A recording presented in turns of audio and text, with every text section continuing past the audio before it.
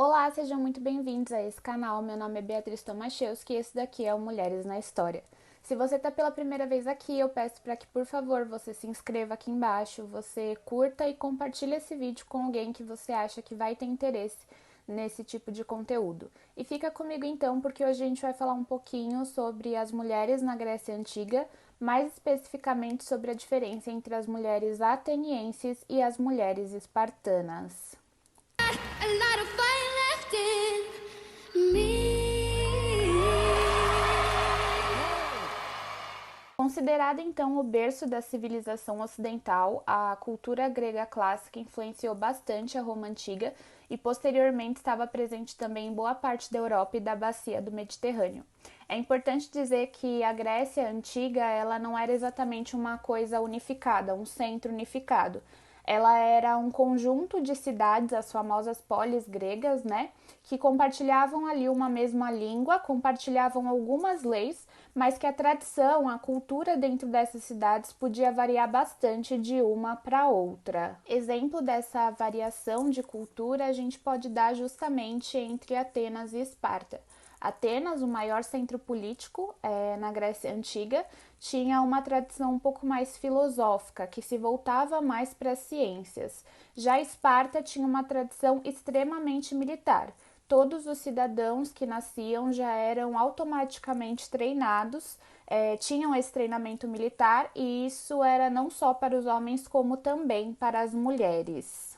No que diz respeito às mulheres atenienses, a gente pode falar que em Atenas a mulher estava socialmente submetida.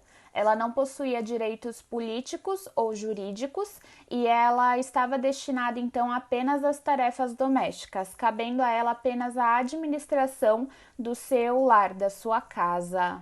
Para confirmar essa exclusão de direitos, a gente tem a política de Aristóteles, que dizia então, né, aí posteriormente no caso, de que as mulheres deveriam permanecer caladas porque elas eram desprovidas do logos. O logos seria a parte racional de suas almas. O silenciamento das mulheres era então a mesma coisa que tirar completamente a cidadania delas. E essa visão só mudou um pouquinho depois da Guerra do Peloponeso, a famosa Guerra do Peloponeso entre Atenas e Esparta, onde após, né, a guerra se teve uma visão ali mais positiva da participação da mulher na cidade. Mas mesmo com essa visão mais positiva, era muito tópico a participação efetiva das mulheres na polis. Mesmo com essa utopia, existiu então a abertura de alguns espaços para dar voz às mulheres, espaços nos quais elas se reuniam, elas discutiam e elas também buscavam, né, se uniam ali para lutar e buscar cada vez mais espaço onde elas pudessem atuar socialmente.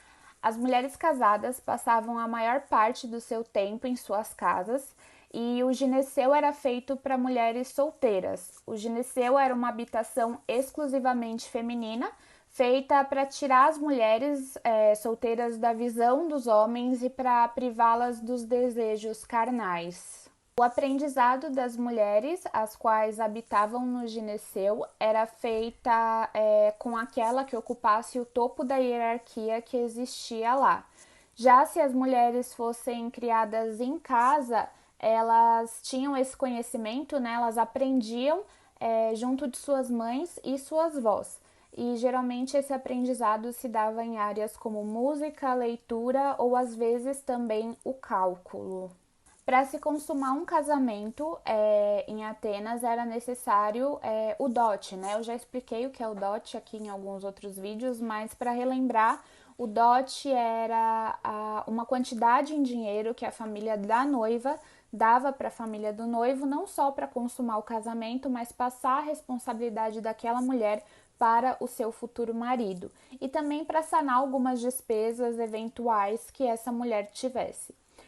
Alguns casamentos muito específicos aconteceram em Atenas sem a existência do dote, mas esses casamentos eram um pouco mal vistos, uma vez que o que diferenciava um casamento legítimo de um casamento concubino era a existência do dote.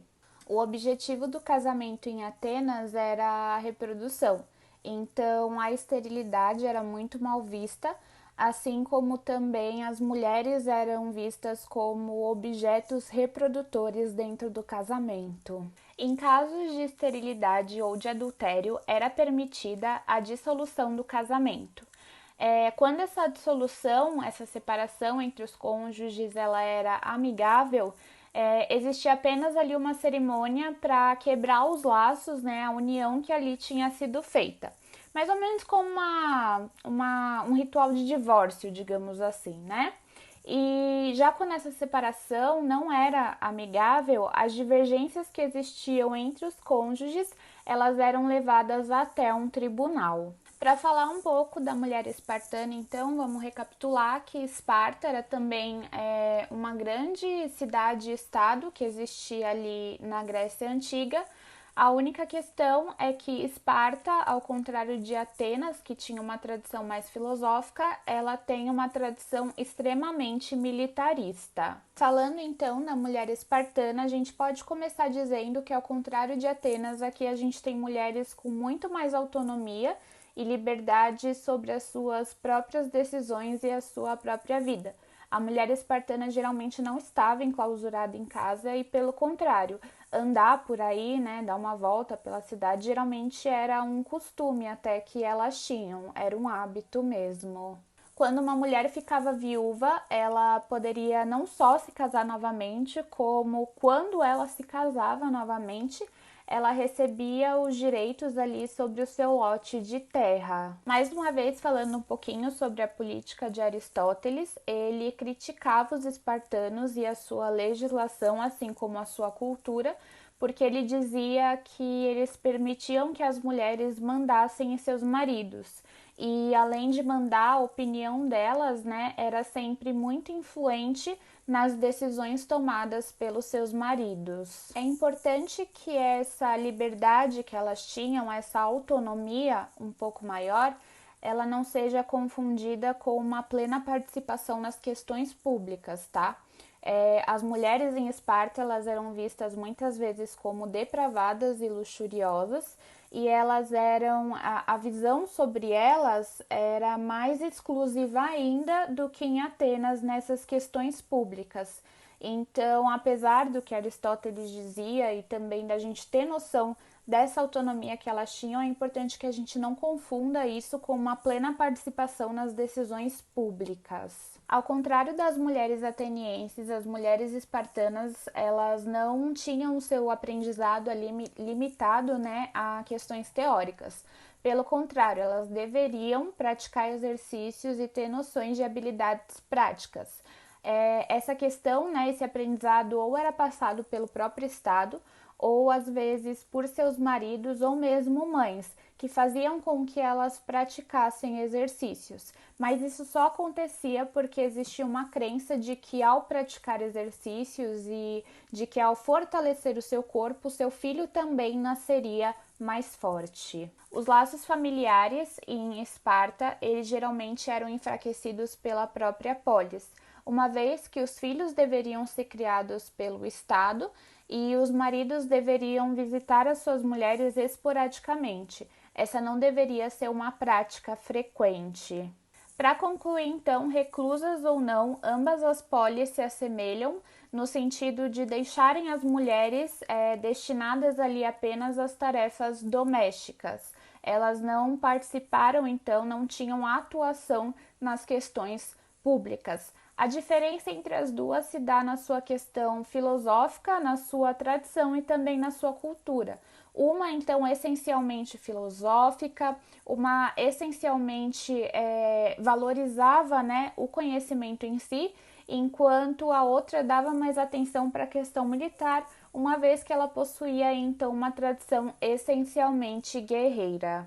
É isso então, espero que vocês tenham gostado. Mais uma vez, se você ainda não está inscrito, por favor, se inscreve aqui embaixo, curte esse vídeo, compartilha com alguém que você acha que vai ter interesse nesse tipo de conteúdo.